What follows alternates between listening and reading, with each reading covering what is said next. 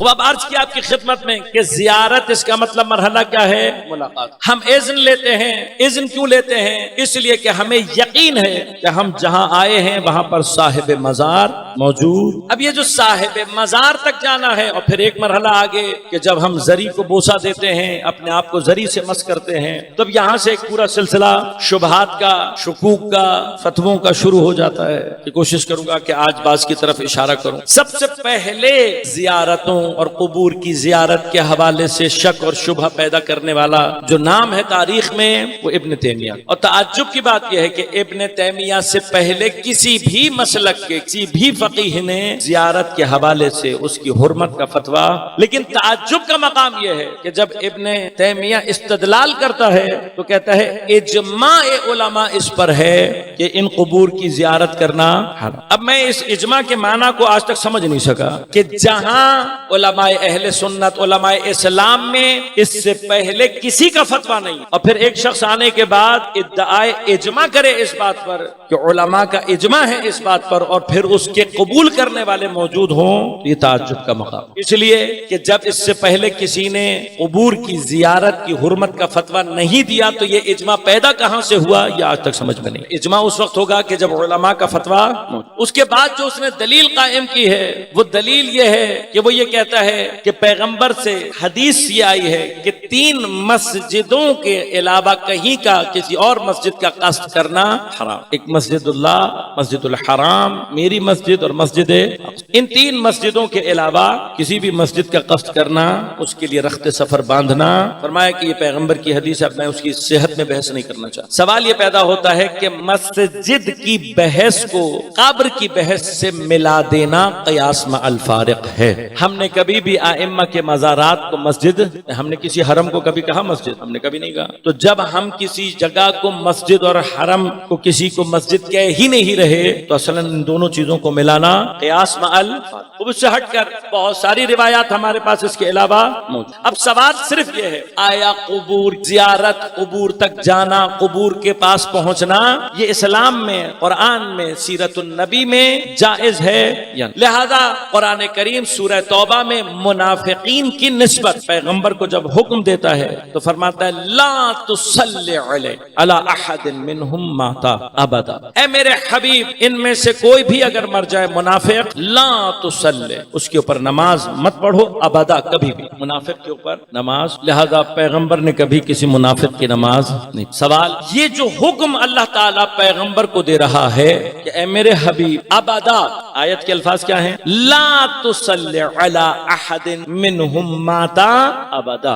اے میرے حبیب ابد تک اگر کوئی منافق مرے، لا تصلی، تم نے اس کے اوپر نماز نہیں پڑھی۔ میں تو ایک ادنا سا طالب علم ہوں، میں اس آیت کے اس مقام پر آ کر تھوڑا سا کنفیوز ہو گیا ہوں۔ پروردگار، یا تیرے نبی کی حیات ابدی ہو، یا میں یہ کہوں کہ یہ حکم صرف پیغمبر تک ہے، پیغمبر کے بعد نہیں ہے۔ یعنی کیا پیغمبر کی حیات میں کوئی منافق اگر مر جائے گا تو پیغمبر نماز نہیں پڑھیں گے، لیکن اگر پیغمبر ہی نہ ہوں، دنیا سے چلے جائیں، تو کیا پیغمبر کے بعد یہ حکم ختم ہو گیا؟ پیغمبر کے بعد حکم تو ختم نہیں ہوا۔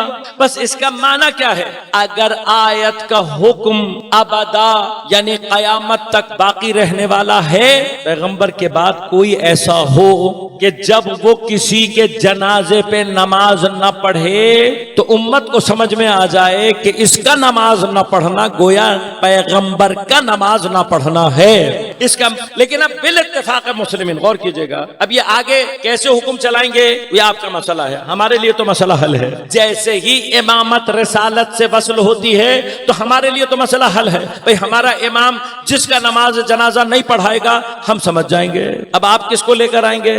اب جس کو آپ لے کر آئیں گے یقیناً وہ پیغمبر کے بعد جانشین ہونا چاہیے، جو جانشین ہونا چاہیے اسے معلوم ہونا چاہیے کہ کون منافق ہے اور کون منافق ہونا چاہیے یا نہیں ہونا چاہیے۔ اب جب آپ حکم لگائیں گے آپ یہ کہیں گے کہ پیغمبر کے بعد بھی یہ مرحلہ جاری رہے گا اور منافق کی قبر پر، منافق کے جنازے پر نماز نہ پڑھی جائے، تو پھر معیار کیا ہونا چاہیے؟ بھئی پیغمبر کے بعد کوئی ایسا ہونا آپ کے لیے کہ جب وہ کسی کی جنازے پر نماز نہ پڑھے تو آپ سمجھ جائیں کہ یہ منافق ہے۔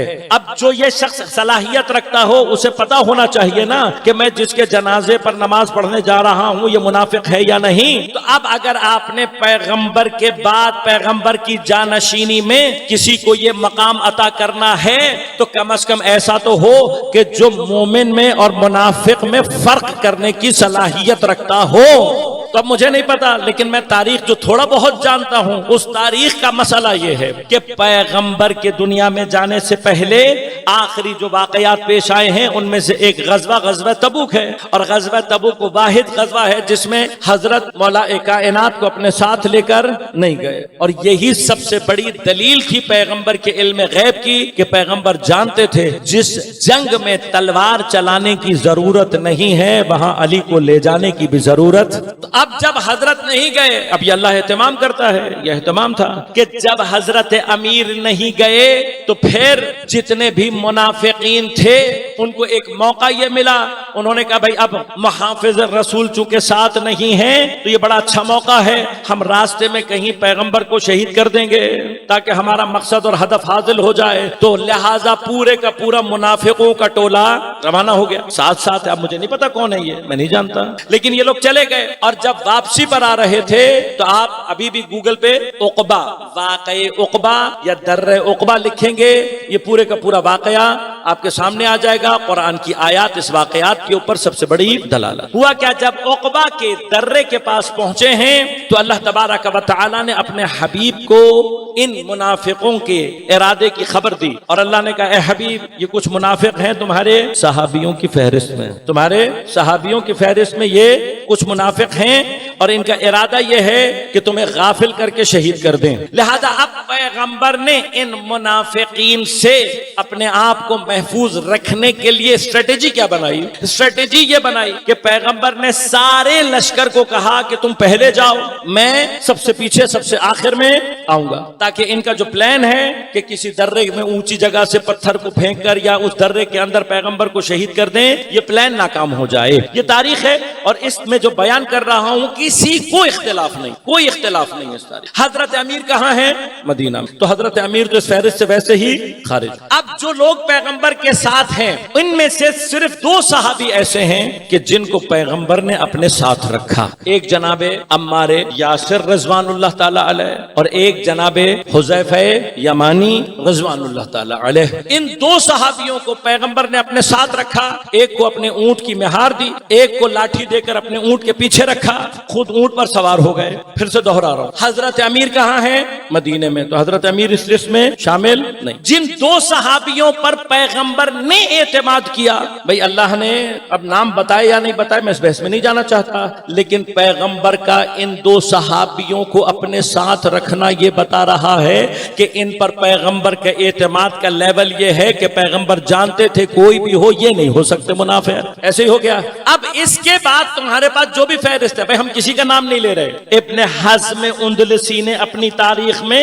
کچھ نام نقل کر کے ان کو رد کیا ہے، تو اب وہ جانے، اس کا کام جانے۔ میں نے تو آپ کو ایڈریس بتا دیا، نام وہاں جا کر دیکھ لیجئے گا، کام تو گوگل نے ویسے ہی آسان کر دیا ہے۔ واقع عقبہ، ابن حزم اندلسی، فہرست منافق یہ لکھیں گے تو فوراً صفحہ آپ کے سامنے آ جائے گا، گھر جا کے پڑھ لیجئے گا۔ اب اس لسٹ سے بھی بحث نہیں ہے مجھے، میں تو صرف ایک بات کہنا چاہ رہا ہوں، اب جتنے بھی افراد غزوہ تبوک میں پیغمبر کے ساتھ تھے، حضرت امیر ان میں نہیں تھے، عمار اور حذیفہ ان کو پیغمبر نے اپنے ساتھ رکھا۔ اب اس کے بعد جتنے بھی ہیں ان کے اوپر شک تو ہے نا، شک تو آئے گا نا، ہم نہیں کہہ رہے کہ سب منافق ہیں، لیکن سب کے اوپر کسی ہر ایک کے اوپر شک تو آئے گا نا۔ بس اب ان کے علاوہ جتنے ہیں، جتنے بھی ہیں، ہر ایک کے اوپر منافقت کا شک آئے گا یا نہیں آئے گا؟ بس اب اس سے پہلے کہ کسی کو صحابیت کی سند دینا، پہلے یہ تلاش کر لینا کہ پیغمبر کے دور میں کہیں شک والی لسٹ میں شامل تھے یا نہیں۔ ایک مرحلہ ہو گیا۔ اب یہ جو واقعہ تبوک ہے یہ پیغمبر کے دنیا میں جانے سے کچھ سال، یعنی زیادہ سے زیادہ 1 یا 1.5 سال پہلے کا واقعہ ہے، 1 یا 1.5 سال یا میکسیمم 2 سال، اس سے زیادہ ٹائم نہیں ہے۔ بس میں عوام سے، تمام عوام سے سوال یہ کرنا چاہتا ہوں کہ اپنی دنیا سے جانے سے پہلے تک پیغمبر جن لوگوں کو اپنے اونٹ کی مہار نہ پکڑا رہے ہوں، پیغمبر اعتماد نہیں کر رہے جن لوگوں پر، تو جن کو پیغمبر اپنے اونٹ کی مہار نہ پکڑائے، یہ کیسے ہو سکتا ہے کہ امت پورے دین کی مہار انہیں پکڑا دے؟ اللہ سلامت رہے۔ لہذا عزیزان من، مرحلہ کیا ہے؟ مرحلہ یہ ہے کہ قرآن دلالت کر رہا ہے اس بات پر، تاریخ موجود ہے کہ وہ افراد کہ جو 2 سال پہلے تک جن پر پیغمبر یہ اعتماد نہیں کر رہے کہ اپنے اونٹ کی مہار ان کو پکڑائیں، آپ پیغمبر کے بعد پورے دین کا انتظام ان کے ہاتھ میں دے دیں، یہ پہلا مرحلہ ہے۔ لیکن اب اس کے بعد تاریخ کیا کہہ رہی ہے؟ تاریخ یہ کہہ رہی ہے کہ خلافت کے مراحل پر آنے والے افراد کی ایک بڑی تعداد وہ تھی کہ جن کو تاریخ نے ان کے نام نوٹ کیے، میں نہیں لوں گا، مسائل سنگین ہو جاتے ہیں تھوڑے سے، لیکن ہے کہ اپنے آپ کو خلیفۃ المسلمین جانشین رسول کہنے والے ہیں، لیکن ان کے بارے میں تاریخ میں لکھا ہے کہ جب بھی پیغمبر کے بعد کوئی مرتا تھا تو وہ یہ دیکھتے تھے کہ اس کے جنازے میں حذیفہ اور عمار میں سے کوئی شامل ہو رہا ہے یا نہیں۔ تاریخ ہے، یہ تاریخ ہے، تھوڑی سی تاریخ پڑھو گے تو بہت سارے مرحلے حل ہو جائیں گے۔ اب جو شخص صرف یہ جاننے کے لیے کہ کون منافق ہے اور کون منافق نہیں ہے، عمار اور جناب حذیفہ کو اپنا معیار قرار دیتا ہو، تم اسے ایمان اور نفاق کا فرق کرنے والا قرار دو، تو جسے خود نہ پتا ہو وہ تمہیں کہاں سے فرق کر کے دے گا؟ لہذا مرحلہ یہ ہے کہ ادب پیغمبر، اب پیغمبر یہ کہہ رہے ہیں، خدا پیغمبر سے کیا کہہ رہے ہیں؟ ایک مرحلہ ان کے اوپر نماز نہ پڑھو، دوسرا فرمایا کہ ان کی قبور پر مت کھڑے ہو، ولا تقم علی، ان کی قبور پر مت کھڑے ہو۔ اب پیغمبر کو جب اللہ یہ حکم دے رہا ہے کہ منافقوں کی قبر پر مت کھڑے ہو اور کسی مومن کی قبر پر کھڑا ہونا بھی حرام ہو، تو پھر پیغمبر اللہ تبارک و تعالی یہ تو نہیں کر سکتا کہ مجھے اور آپ کو کنفیوژن میں ڈال دے، تو حکم تو ایک ہونا چاہیے تھا کہ اللہ تعالیٰ کہتا ہے اے نبی تم ان کی نماز نہ پڑھنا اور کسی کی بھی قبر پہ مت کھڑے ہونا، لیکن اللہ نے کس کی قبر پہ کھڑے ہونے سے منع کیا؟ کبھی منافق کی قبر پہ مت کھڑے ہونا۔ تو اب ہمیں پیغمبر کی اور خدا کی اس آیت سے یہ بات سمجھ میں آ گئی کہ زیارت کے لیے کم از کم شرط یہ ہے کہ جس کی قبر کی زیارت کے لیے جا رہے ہو وہ مومن ہونا چاہیے۔ لہذا بعض لوگ ہم سے سوال کر لیتے ہیں، کہتے ہیں بھئی تم فلاں جگہ کیوں نہیں جاتے؟ تو جواب بہت واضح ہے، ہمیں صرف مومن کی زیارت کا حکم دیا گیا ہے۔ پس اگر مومن کی زیارت جائز ہے تو امیر المؤمنین کی زیارت۔ لہذا عزیزان من، مرحلہ صرف یہ ہے کہ جب یہ کہا جاتا ہے کہ جی منع ہے، تو منع صرف اللہ نے منافقین کی قبور پر جانے کے لیے پیغمبر کو کیا۔ نہ پیغمبر جاتے ہیں نہ ہم جاتے ہیں، ہم نے پیغمبر سے سیکھا ہے کہ ہم منافقین کی قبر پر نہیں۔ اس دلیل کے مقابلے پر آخری جو دلیل ہے وہ یہ کہتے ہیں کہ جی آپ جاتے ہو اور سلام کرتے ہو، جبکہ اللہ نے پیغمبر کو یہ کہا ہے کہ وما انت بمسمع من فی القبور۔ اللہ نے پیغمبر سے کہا، کیا کہا؟ وما یستوی الاحیاء والاموات، اے میرے حبیب زندہ اور مردہ برابر نہیں، اور خدا جسے چاہے من تشاء، جسے چاہے خدا اسے سنا سکتا، لیکن اے میرے حبیب تم سنانے والے نہیں ہو، تم سنانے والے نہیں ہو، من فی القبور جو قبر کے اندر ہے تم اسے سنا نہیں سکتے۔ جب پیغمبر کسی کو جو قبر کے اندر ہے اسے نہیں سنا سکتے، تو تم جو قبر پہ کھڑے ہو کر سلام کرتے ہو، زیارتیں پڑھتے ہو، تو جب پیغمبر نہیں سنا سکتے، پیغمبر کی بات وہاں نہیں پہنچ سکتی، تو تمہاری کیسے پہنچے گی؟ تم کہتے ہیں تھوڑا سا قرآن اور پڑھ لو۔ خدا نے اب جب کہا ہے، میں اس کے جواب بھی دوں گا آپ کی خدمت میں، کہ پیغمبر کو جو اللہ تعالیٰ کہہ رہا ہے کہ مردہ اور زندہ برابر نہیں ہیں اور تم جو قبور میں ہیں اس کو نہیں سنا سکتے، اس کا خلاصہ یہ ہے کہ جو مر کے قبر میں ہو اسے سنایا نہیں جا سکتا، مردہ کو نہیں سنا۔ لیکن قرآن سورہ مبارکہ روم میں پیغمبر سے کہہ رہا ہے، اے میرے حبیب تم مردہ کو سنا نہیں سکتے، انک لا تسمع الموتى، تم مردہ کو نہیں سنا۔ پھر ساتھ ہی ساتھ فرمایا، اور نہ تم اس بہرے کو سنا سکتے ہو جو اپنا رخ تم سے پھیر لے۔ لیکن اس کے بعد کی آیت بڑی عجیب ہے، فرمایا اے میرے حبیب اسی طرح سے تم کسی نابینا کو اس کی گمراہی سے ہدایت نہیں کر سکتے۔ بس اللہ نے کیا کہا؟ تم مردے کو نہیں سنا سکتے، ایسے بہرے کو نہیں سنا سکتے جو تم سے پشت پھیر لے۔ اور پھر فرمایا تم کسی اندھے کو اس کی گمراہی سے ہدایت۔ میں اب آخری بات سے شروع کروں گا۔ اندھے کو دکھائی نہیں دیتا، لیکن کیا اندھے کو ہدایت نہیں کی جا سکتی؟ لیکن پہلے دو میں نے چھوڑ دیے، ابھی پہلے دو کی بات نہیں کرتا، نہ نیچے سے شروع۔ اللہ تعالیٰ کہہ رہے تم اس اندھے کو کہ جو گمراہی میں ضلالت کی طرف جا رہا ہو، گمراہ ہو رہا ہو، تم اس کی ہدایت نہیں کر سکتے۔ تو اب اگر میں آیت کا ظاہری مطلب لوں تو اس کا معنی کیا ہوگا کہ اگر پیغمبر کسی اندھے کو جو کسی گڑھے میں یا کسی غلط راستے کی طرف جا رہے ہوں اور پیغمبر اس کو کہیں کہ بھائی تم غلط راستے پر جا رہے ہو، تو کیا اس کو سنائی نہیں دے گا؟ بھئی یہ کام تو میں اور آپ بھی کر سکتے ہیں نا. اگر کوئی اندھا غلط راستے کی طرف جا رہا ہو، آپ اس کو آواز دے کر حافظ صاحب غلط طرف جا رہے ہو کہہ سکتے ہیں نا، آواز دے سکتے ہیں، اس کا ہاتھ پکڑ کر روک سکتے ہیں. بھئی بہرا جس کا رخ پھرا ہوا ہو وہ تو واقعی آواز نہیں سنے گا. لیکن پھر بھی ایک سوال ہے، یہ جو بہرا پشت کر کے کھڑا ہوا ہے، کہ اس کو ہاتھ لگا کر متوجہ کر کے اشارہ کر کے نہیں بتایا جا سکتا؟ تو اسے بھی بتایا جا سکتا ہے. اب مرحلہ رہ گیا صرف موت کا، یعنی کہ اللہ تعالیٰ کہہ رہا ہے اے میرے حبیب تم نہیں کر سکتے، جبکہ ہو سکتا ہے. اندھے کو بھی راستہ دکھایا جا سکتا ہے، بتایا جا سکتا ہے، گمراہی سے روکا جا سکتا ہے. ایسا بہرا کہ جو رخ پھیر کے پڑا ہو اس کو بھی انسان متوجہ کر سکتا ہے. اب مرحلہ صرف کیا رہ گیا کہ جو مردہ ہے اسے سنایا نہیں جا سکتا. بس ہم بھی یہیں سے بات کو شروع کریں گے. اس کا واحد مطلب یہ ہے کہ جو قرآن کی نظر میں مردہ ہو، جو قرآن کی نظر میں مردہ ہو. اب اگر کوئی قرآن کی نظر میں مردہ ہوگا تو پھر اسے سنایا. اب اسے تو پیغمبر نہیں سنا سکتے، میں اور آپ کہاں سے سنائیں گے؟ اللہ تعالیٰ نے کہا اور ہم بھی یہ مانتے ہیں کہ جو قرآن کی نظر میں مردہ ہوگا اسے نہیں سنایا جا سکتا. نہ اسے پیغمبر سنا سکتے ہیں نہ ہم سنا سکتے ہیں. یہاں تک ہم نے بات مان لی. لیکن فرق کیا ہے؟ تمہارا مردے کا معیار نہیں. جسے قرآن زندہ کہے وہ زندہ، اور جسے قرآن مردہ کہے وہ مردہ. تو اب میں قرآن سے پوچھتا ہوں کہ کیا ہر سانس لینے والا چلتا پھرتا قرآن کی نظر میں زندہ ہے؟ کیا ہر جنازے میں لیٹا ہوا قرآن کی نظر میں مردہ ہے؟ اگر قرآن یہ کہہ دے کہ ہاں ایسا ہی زندہ اور مردہ ہے تو پھر ہم تمہاری بات مان لیں گے. لیکن اب میں کیا کروں؟ قرآن نے کچھ چلتے پھرتوں کو دیکھ کر کہا اے میرے حبیب یہ جو اللہ کے علاوہ دوسروں کے دروازوں پر جانے والے ہیں یہ مردہ ہیں، اموات غیر احیاء، یہ زندہ نہیں ہے. بس اب اس کا مطلب کیا ہوا؟ قرآن کی نظر میں بعض زندہ چلتے پھرتے مردہ ہیں، اور کچھ جنازوں کو دیکھ کر اللہ نے کہا اے میرے حبیب ان سے کہو، کیا کہو؟ وَلَا تَقُولُوا لِمَنْ يُقْتَلُ فِي سَبِيلِ اللَّهِ أَمْوَاتٌ بَلْ أَحْيَاءٌ وَلَكِنْ لَا تَشْعُرُونَ. اے میرے حبیب ان سے کہنا یہ جنازے دیکھ کر یہ نہ سمجھیں کہ یہ مر گئے ہیں، خبردار ان کو مردہ مت کہنا.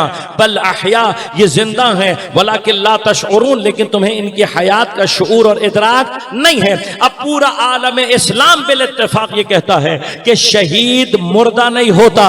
قرآن کی تصریح ہی یہ ہے کہ شہید زندہ ہوتا ہے. اب اگر اس کا جنازہ ہو تب بھی زندہ ہوتا ہے، قبر کے اندر ہو تب بھی.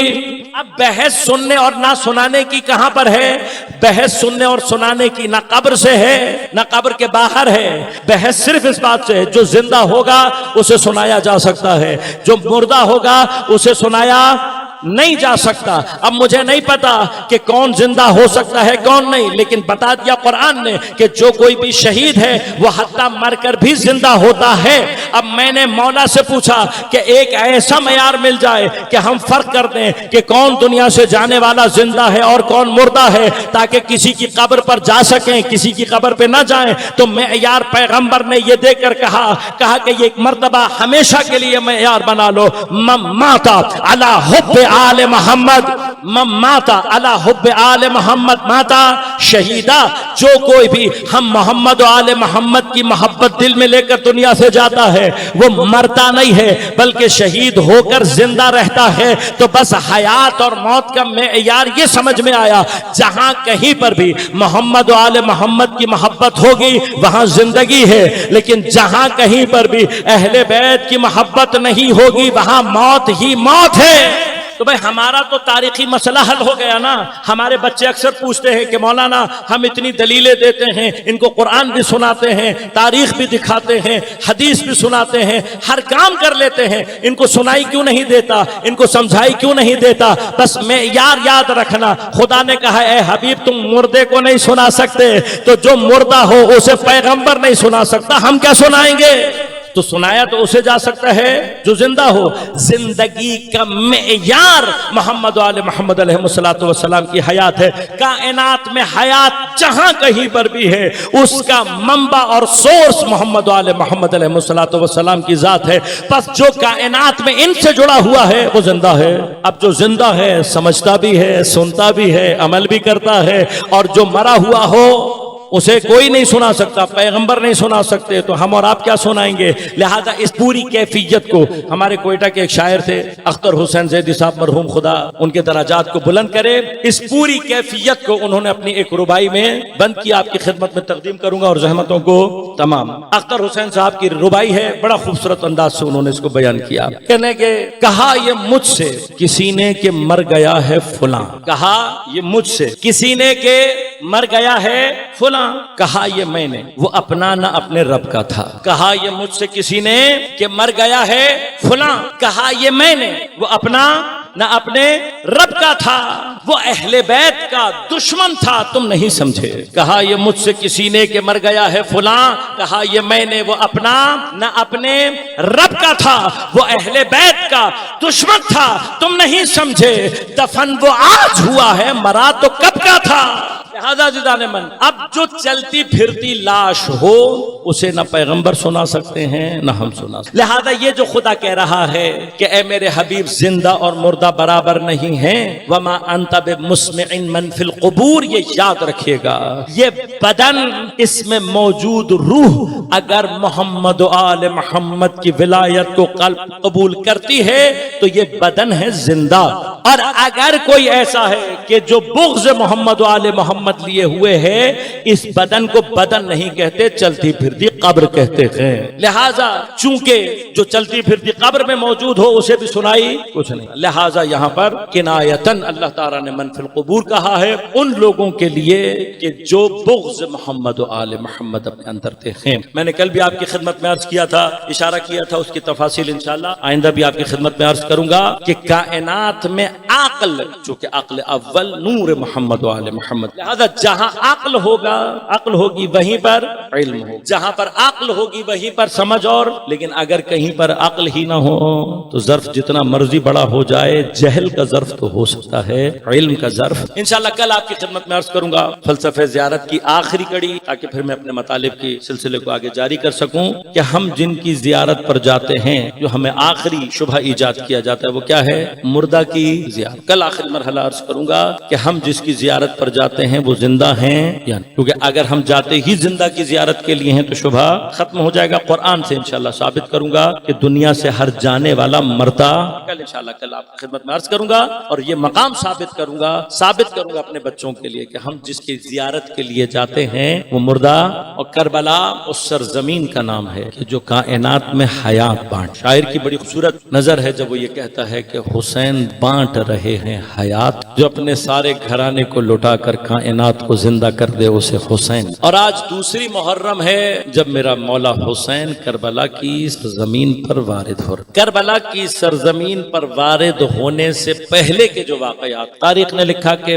مقام شراف جہاں پانی کا ایک بڑا ذخیرہ تھا، جب امام وہاں پہنچے ہیں تو گرچہ امام کے پاس اتنا پانی تھا جو کئی منزلوں تک کفایت کرتا، لیکن امام نے حکم دیا، جناب عباس کو بلایا، کہا جتنے ظرف ہیں سب بھر، چونکہ حضرت کے لشکر میں آپ کے ساتھ جتنے بھی ہیں مطیع امر مولا، لہذا سوال گرچہ پانی زیادہ ہے، بظاہر اضافہ نظر آ رہا ہے، لیکن جانتے ہیں کہ امام، لہذا سوال کوئی نہیں ہوا، جتنے بھی ظرف تھے سب کے سب کو پانی سے پر۔ منزل شراف سے آگے بڑھتے ہوئے جب ذو حسم کے نزدیک پہنچے ہیں تو امام کے لشکر کے ایک سپاہی نے تکبیر بلند، امام نے پوچھا کیا بات ہے؟ کہا مولا مجھے نخلستان دکھائی۔ لشکر میں موجود ایک اور شخص نے کہا مولا میں یہ راستہ جانتا ہوں، یہاں پر کوئی نخلستان موجود۔ امام نے فرمایا تم صحیح کہہ، یہاں نخلستان نہیں، اب غور سے دیکھو۔ جب غور سے دیکھا گیا تو جسے نخلستان سمجھا جا رہا تھا وہ 1000 فوجیوں پر مشتمل لشکر تھا، جو نیزے، تلوار، تبر لیے ہوئے پوری طرح سے مسلح۔ اب جب امام کو بتایا گیا کہ مولا تقریباً 1000 افراد کا ایک لشکر ہے جو پوری طرح سے مسلح، تو بعض صحابی نے امام سے کہا کہ مولا ذو حسم کے مقام پر ایک جگہ ایسی ہے جہاں ہم اپنے قافلے کو روک کر اس لشکر کے لیے آمادہ ہو سکتے ہیں۔ امام نے جب اذن دیا خیموں کو لگایا گیا، لشکر تیار ہو، لیکن جب وہ 1000 کا لشکر نزدیک پہنچا تو دیکھا ہر کی سربراہی میں 1000 سپاہیوں کا ایک مسلح لشکر ہے، لیکن حالت یہ ہے کہ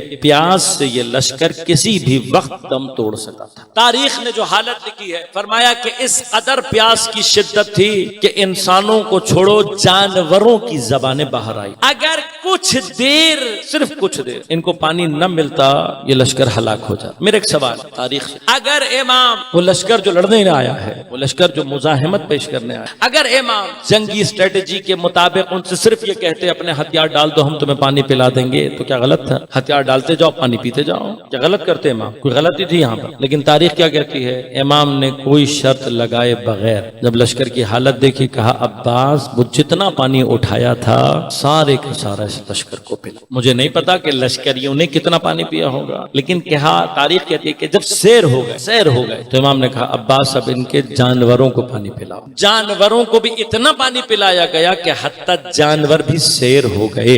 اب جو بچا ہوا پانی ہے امام نے فرمایا عباس ان کے جانوروں کے پیروں پر ڈال، سموں پر، تاکہ گرمی کی جو شدت ان کے اندر ہے اس میں کمی پیدا ہو۔ میں کہوں گا مولا کریم تو آپ ہیں، لیکن آج پانی کی اتنی کرامت، اتنی سخاوت، اتنا جود، اتنا کرم، تو شاید پلٹ کر جواب یہی آئے گا آج اتنا پانی اس لیے پلا رہا ہوں کہ شاید 8 دن کے بعد ان میں سے کوئی غیرت مند ایسا ہو جسے حسین کا یہ پانی پلانا یاد۔ عزیزوں کو بہت پرانی تو بات نہیں ہے نا، 8 دن کا فاصلہ ہے، 8 دن کا فاصلہ ہے۔ یہ قوم کیسی تھی یہ کربلا نے واضح کیا ہے، جس کو 8 دن پہلے حسین نے اس حالت میں پانی پلایا، 8 دن بعد جب حسین اپنا 6 مہینے کا علی اصغر لے کر اسی لشکر کے پاس آیا۔ حسین کے اصغر میں اور اس لشکر میں فرق یہ ہے کہ حسین کا علی اصغر پیاس کی شدت سے اس مقام پر آ چکا تھا کہ اگر پانی مل بھی جاتا علی اصغر نے بچنا نہیں تھا، لیکن امام اس حالت میں لے کر آئے اور ایک مرتبہ کہا کہ میرے بچے مجھ سے دشمنی ہے، بچے سے تو نہیں ہے۔ حتی امام نے اپنے علی اصغر کو گرم ریت پر رکھ کر اپنے آپ کو پیچھے ہٹا لیا۔ لوگ علی اصغر کے سوکھے ہونٹوں کو دیکھ کر روتے تو رہے، لیکن تاریخ گواہ ہے کسی نے پانی، یہ حسین کی مظلومیت ہے، یہ ہے وہ مقام جس پر ہم گریہ کرتے ہیں۔ حق ہے اس مقام کا، شہادت ہمارا افتخار ہے، شہادت ہمارا ورثہ ہے، لیکن ایک 6 مہینے کے پیاسے بچے کو پانی نہ دینا، بلکہ پانی کی بجائے تیر شعبہ سے باپ کی آغوش میں ذبح کر دینا، کیا تمہارے نزدیک یہ مقام گریہ گاری نہیں ہے؟ اتنا پانی پلانے کے بعد جب لشکر تازہ دم ہو گیا تو حر نے یہ کہا مولا مجھے بھیجا گیا ہے کہ میں آپ کو گرفتار کر کے ابن زیاد تک پہنچا دوں۔ امام نے کہا تم ہی نے تو مجھے بلایا ہے، اگر تم نہیں چاہتے میں واپس چلا جاؤں گا۔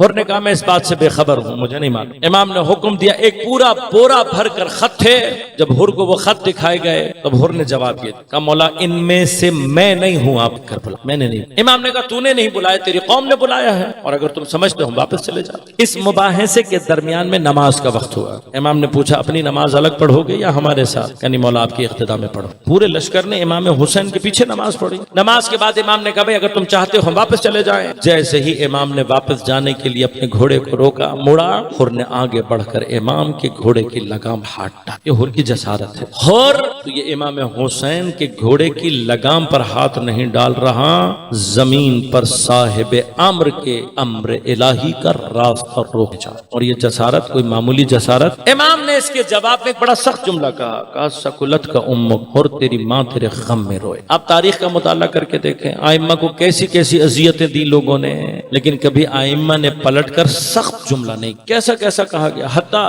ابھی کچھ ہی دنوں کے بعد شیمر جب سب کو قتل کر چکے گا اور خنجر لے کر سینے اتھر پر سوار ہو جائے گا، تب بھی امام اس کو کیا کہہ رہے ہوں گے؟ تاریخ امام نے کیا کہا؟ شیمر اب بھی اگر توبہ کرے میں جنت کا سردار تجھے جنت کی ضمانت دینے کے لیے تیار۔ لیکن مولا حر نے تو ایسا کوئی کام نہیں کیا تھا، صرف لگام پر ہی ہاتھ ڈالے۔ اتنا سخت جملہ، انشاءاللہ کبھی موقع ملے گا تو تفصیل آپ کی خدمت میں آسا۔ امام کا کوئی کام بغیر مصلحت کے یہ جملہ سننا تھا۔ حر بہادر ہیں، غیور ہیں، ایک مرتبہ سر سے لے کر پیر تک کانپا، لیکن آواز کو نیچا کیا، نگاہوں کو نیچے جھکا دیا، دبی ہوئی آواز میں کہا مولا آپ کے علاوہ کسی نے کہا ہوتا؟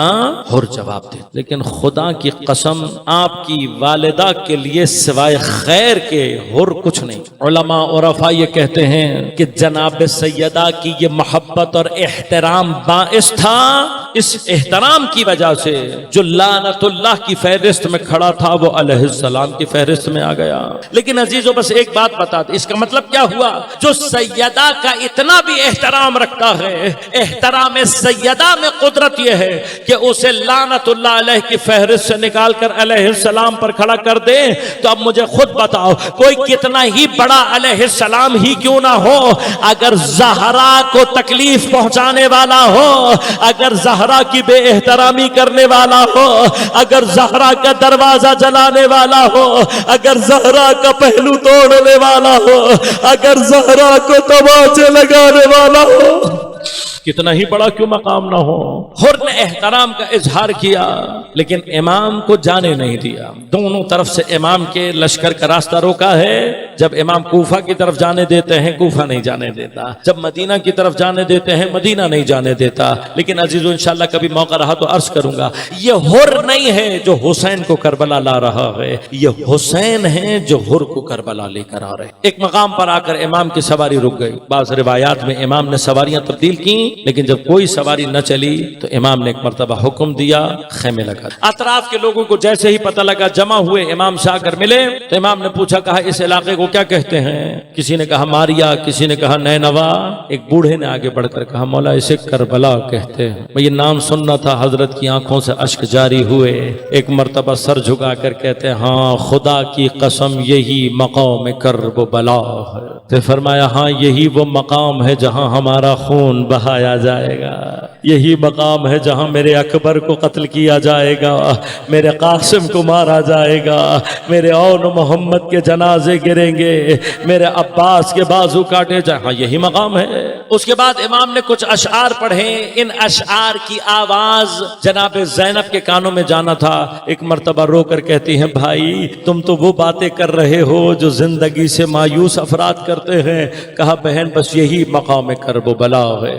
پھر فرمایا بہن زینب یہ وہی زمین ہے جب صفین سے آتے ہوئے بابا کا لشکر یہاں ٹھہرا اور بابا بھائی حسن کی آغوش میں سر رکھ کر کچھ دیر کے لیے سوئے اور خواب سے ایک مرتبہ تڑپ کر اٹھے، آنکھوں سے اشک جاری تھا۔ اتنا گریہ کیا امیر المؤمنین نے کہ سارے صحابی مل کر امیر المؤمنین سے پوچھ رہے تھے یا علی کبھی آپ کو ایسا روتا ہوا نہیں دیکھا جیسا آج آپ رو رہے ہیں۔ ایک مرتبہ رو کر میرا مولا کہتا ہے ارے میں خواب میں دیکھ رہا ہوں یہ پورا صحرا خون میں ڈوبا ہوا ہے، ارے میرا حسین خون میں غلطا ہے، مدد کے لیے پکار رہا ہے، کوئی میرے حسین کی مدد کرنے والا موجود۔